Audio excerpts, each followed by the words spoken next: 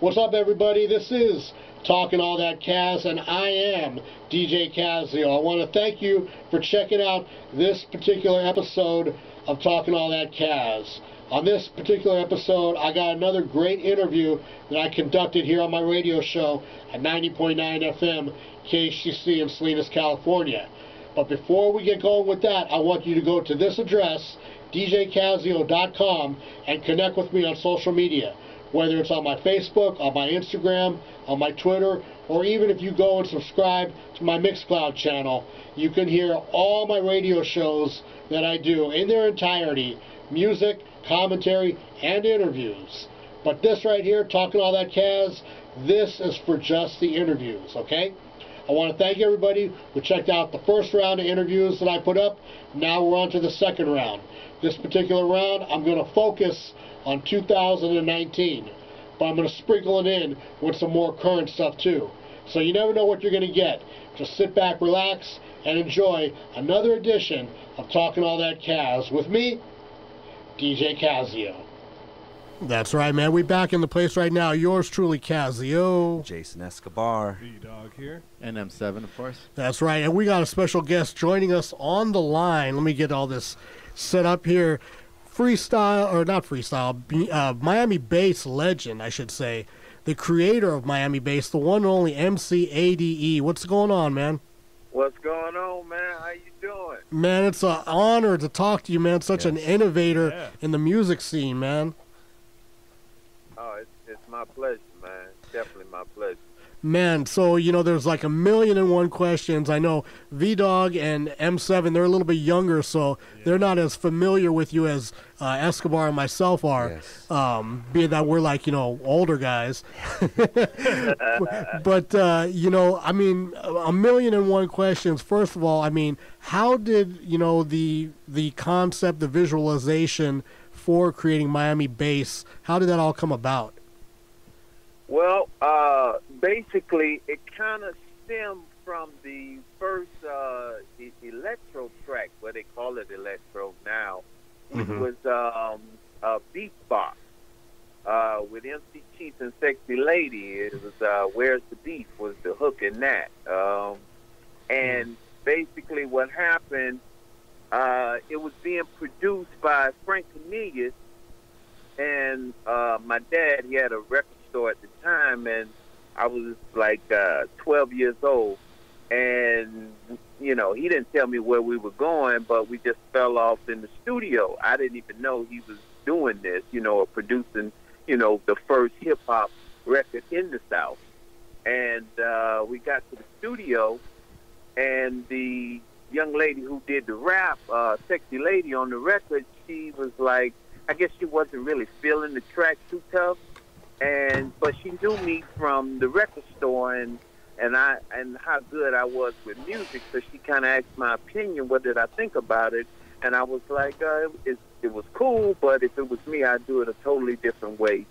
So she tried to get the engineer at the time, Frank Cornelius, to, you know, hear me out, but he was like, that kid don't know what he's talking about. So she kind of rubbed up against my dad, and, you know, in her feminine wiles, and got him to tell the engineer, okay, let's just see what he's talking about, you know, placate the kid, what have you. And so the engineer, he did that. He gave me a clean slate, put the other track to the side, and I beat, you know, the pattern out for him. We went through everything, the hi-hats, the melodies in my head and all that. And when we got through, we never heard that other record again. That was the first record we put out. It was a smash hit. And then after that, it was like a year or so later, and my dad stepped back to me, and I guess, you know, because everybody caught amnesia, what happened in the studio that night. But he stepped back to me, and he was like, yo, why don't you make a record? And that's when we started. The bass thing came from me looking at the stereo system in the store, that, you know, as far as, you know, doing the music in the store, what have you, and it just had bass and treble on the stereo, and I always wanted more bass.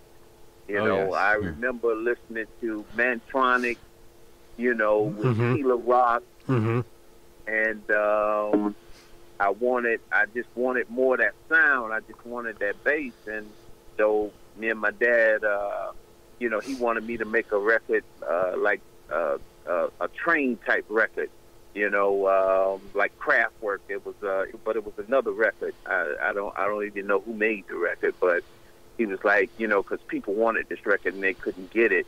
So then he came up. He wanted the train part, and then I wanted the bass part, and that's how we put that together. And I wrote the song out. We went back to the studio. That's when we got with Amos, went to the studio, and I let him, you know, hear what I was doing and what I wanted to do, and we repeated that process, broke out the drum machine. I told him the patterns and the beats and everything, and boom, it was a smash hit. Bass Rock Express. Exactly. So, you know, you name dropped a couple names there. So first off, Amos Larkins was widely known for his work with Nucleus on the Sunnyview label. Later on, he went on to, you know, produce some dance records as well. And then your father actually owned Foresight Records, which was where you got your start. And you mentioned Bass Rock Express, and that came out around the same time as, like, you know, Shy-D had Rap Will Never Die, and you know, Shy-D Is Back, and you know, those weren't exactly as up tempo as what you were about to drop with Bass Mechanic, which basically set the tone for Miami for a good 2 to 3 years. You know, talk to me about Bass Mechanic and you know how you put all that together. Well, like I said, after we did Bass Rock Express, and I will say this too, you know, even though I was young at the time, I just, you know, like I said, I was around music. You know, my pops had the record store, and I kind of grew up in that. And you know, doing Bass Rock Express, you know, because I know as far as Amos, you know, it gets misconstrued today, where, you know, he says what he did or whatever, but, you know, people lie for fame or whatever, but it's all good. But after that record, this is why me and Amos never worked together again, because he basically, he learned from Bass Rock Express, from Beatbox, and from Bass Rock Express on what the pulse was in the streets. You understand? And he started, you know, just, he, you know, it was like a duplication thing. You know what I'm saying? So that was one reason, like I said, I never worked with him again. I did that one record, and then I came with Bass Mechanic. Mm-hmm. And I just, you know, I tell people, you know, the nucleus behind it all, if you notice, I could go to any different engineer and you got the same result, because, you know, I was blessed to have the skills to be able to, you know music and be able to hear music. Mm-hmm. And when I did Bass Mechanic, that's what kicked off the whole, because Bass Rock Express, it was a hit all over, but people wasn't really, they still wasn't sure about it. They, you know, I used to do interviews. People say, well, what is Bass Rock Express? And what's, you know, so it was a question. And, you know, it was only in the South and New York and, you know, the North, they didn't want nothing to do with it, you know, bass in the music, because back then you had the lend, you know, the kicks and the, you know, Jeep beats and stuff like that. Bass in music was not what was happening necessarily. You know what I'm saying? So while you're making this music, are you conscious of the impact that you're having on the whole country? Not at all. Because I was about 17, 16 when I heard of your music, and I was out here DJing in California, picking up your records at the mall over here. So I mean, that's it, and I believe you're coming out of Florida at that time, right? Right. So I mean, that's a pretty big jump. Yeah, I never thought about the impact necessarily. I just love bass. I just love the sound and how it felt, you know. So I just was doing what I love, what I like, you know what I'm saying? And after I did bass mechanics is when everybody in Miami and, you know, down here in the South, they were like, okay, there's something to this bass thing, because it came out the box hot as fire as the other records I produced. And they were like, then everybody, bass this, bass that, the bass that ate Miami, bass your mama. Yes. Yeah. And during that time, do you have all your paperwork right, and you're getting all your royalties, all your spins, everything's, you know, going to you at that point? Yeah, well, it was my dad's label. So, you know, it was like a family company. It was, you know what I'm saying, it was our thing. That's like now today, I own all, not only my material, but everything on Foresight. Wow. So you own like KJ and the Fellas and the MC Kane Dog and all that stuff? Nice. All of it. Nice, man, nice. You know, you know, obviously, like Two Live Crew and Shy D, they were out touring, but like artists like yourself, Gigolo Tony, and you know, acts like that, you guys never really came out west or nationally, right? No, I never made it out west. I did a lot of touring and overseas and, you know, Midwest and stuff like that, but I didn't make it out to Cali. Was Pretty Tony Butler at all an influence on you, or? Pretty Tony, you know, Fix It in the Mix, Jam the Box, The Party Just Begun. Remember now, you got to remember, Automatic. I worked in, you know, the record store. So we got all the new music, all the fresh music. We were the hottest record store. We were, you understand? So all of that stuff, you know, I jammed daily. So definitely you know, it made some, you know, impact on me, you know, I mean, because I loved it. I thought, you know. Weren't those the awesome days? It was like the record guys were the gatekeepers to all the new music. It wasn't like you could just log on and find something that you wanted right now. You actually had to go and talk to the gatekeepers and find that. So that's right. Really awesome times. That's right, yeah. It was fun time.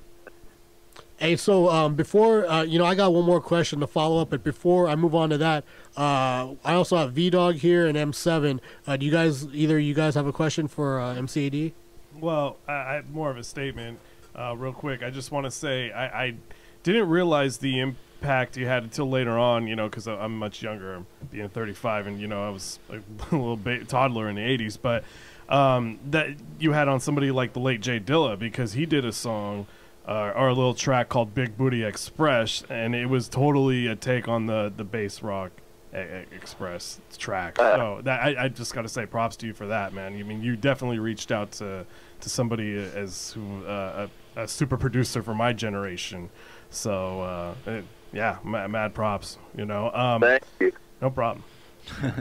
From my perspective, yo, this is M7. Just want to say thank you, Brooke, because you know, not only did you set certain trends out, you know, obviously in Florida and nationwide, but throughout time. Right now we're in 2018.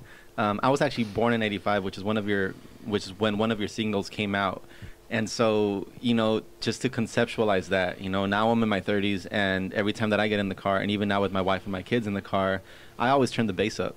You know, and so I mean, to know that there was a person that I can thank for just, you know, instilling that love of music in me. I mean, it's an honor and a blessing to be able to talk to you at this point. So thank you so much, MC A.D.E. I mean, it's beyond what I can put into words. You know, again, not only reaching throughout the country and the world, but throughout time. So, you know, I mean, that in itself speaks for itself. Thank you. It is something to come full circle now when, like I say, you know, it was taboo, you know, until now where it's like it's in everything. True that, true that. You know, as I was saying at the beginning of this, I got 1,000,001 questions, but I don't want to take too much of your time because this is a long-distance call. But, you know, let me ask you this, you know, being that you guys set the trend in Miami, and then, you know, like in the early 90s, you know, you had like DJ Laz and a couple other guys come out, and they did their thing, and then it kind of went dormant for a little while. And then all of a sudden in the early 2000s, you got like Trick Daddy and you got Pitbull and, you know, artists like that coming out. Do you feel that they carry on the actual like sound of Miami, or is that something completely different than what you guys were doing? It's kind of different. It was real kind of different. I mean, you know, music changed. You know, it evolved. So, you know, it was just telling of the time because it was a different. You know, at their time, it was a different time. Mm-hmm. So the music changed, which is normal for anything. Mm-hmm. Mm-hmm. Now, last question, or actually, you know, have you fill us in here. So, the new version of Bass Mechanic. Tell me about the female that's featured on this, and you know, what gave you the inspiration to, you know, kind of remix it and bring it back out. Well, I kind of stepped away from the music. You know, I got into real estate. I was doing that, and I got away from the music. And then my daughter, she came along. Far as I would say, you know, getting older, and she was like, you know, coming in age, and she was like, she grew up, you know, seeing and hearing all these things about her dad, and you know. And understanding and knowing all these things, so it was quite natural in her that she would want to emulate those same type of, you know, reactions. And that is my daughter that's on the record. So she was like, you know, Dad, I want to make a record. And I'm like, yeah, right. Oh, man. Because, you know, the music business is crazy. Right. But I had to be the doting dad and support her because, you know, it was in her. It was in her blood, you know. And she wanted to redo, you know, my record or, you know, my records or whatever, you know. So I just basically was doing it to support her. And in doing it to support her, now it's kind of coming full circle because I'm meeting all the, you know, people that I, you know, thankfully influenced. Mm-hmm. And so it's like it's taking on a whole nother life now, you know. And so this is why, again, I'm going to repress, you know, like the 12 inches and different things, and you know, have those vinyls out there of those, a lot of old cuts. I'll probably remix and do some different things with it. I got with this one here, Bass Mechanic. I got somebody doing actually, you know, as far as a version of that. Scott Copeland. I don't know if you know him or what have you. No. DJ Chronic. Well, he's doing a version, but I'm going to put the original version of Bass Mechanic, and then I'm going to put, you know, this version that you all have right now of Bass Mechanic, probably with the remix as well on a 12-inch. And I'll be putting basically just one by one, we'll be dropping the, you know, 12 inches, those classics, and they'll be, you know, available for people to purchase, you know, for the DJs. Well, I gotta tell you, man, for my money, the best one, and hopefully it gets re-released, is Transformer. I love that record. Okay, yeah, definitely. Transformer was, oh man, those cuts in Transformer were crazy. That's what I'm saying. That's what drew me to it. You did those scratches, right? Honestly, no. Yeah, people really don't know. That was DJ Man. Oh. That was DJ Man was, let me tell you something, best DJ I've ever dealt with. You know what I'm saying? He's a good friend, close friend, but DJ Man so cold on the turntables, man. He was so smooth, and you those cuts you hearing, you know what I'm saying? He also did the cuts on Bass Mechanic. You hear on that instrumental, and you hear when he hitting that what have you, on that like that whistle from plugin. Right. Yeah, all of that. You know what I'm saying? So DJ Man, for those who know that name, he was originally Shy-D's DJ too, right? Correct. And he did, if I remember right, he did the scratches on "Gotta Be Tough," right? Yeah. Nice. Gotta be nice. Yeah. Well, hey, man, if people want to get in touch with you on social media, how do they go about doing that? They can go to MC A.D.E. Bass Mechanic. I think I'm your bass mechanic or bass mechanic. I can't even remember. It's MC A.D.E. Bass Mechanic on Facebook. It's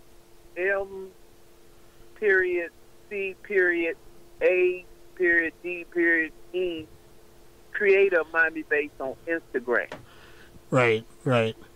And so, when do you look at, as far as, I mean, obviously you got Bass Mechanic is out now. Are you working it to radio, or are you just like throwing it out there and seeing what happens before you make the next move? We're putting it out, as feelers to see what's going on, and we're getting pretty good response. So now we are working it with radio and different things like that. So I'm teaming up with people right now to get it popping. That's what's up, man. That's what's up. Well, I want to thank you for taking the time to call in tonight. Yes. I'm gonna get you. I'll send you a download link so you can have this for your archives. This interview, and hopefully, man, when the next move comes, we'll get you back on the show again. Okay, cool. Well, I hope you guys spin the record, so the people can hear it out there, and let them know what's going on, and hear this, this production that we're doing and making it pop. Absolutely, man. Absolutely. So we're gonna jump into it right now. This is MC A.D.E. featuring Miss Drea. Am I saying that right? That's right, Miss Drea. Bass Mechanic 2018. Once again, thanks, man. And I'm gonna talk to you. I'm gonna hit you up later tonight, and we'll keep it moving. All right. All right. Thank you, guys, man. All right. Peace. Peace.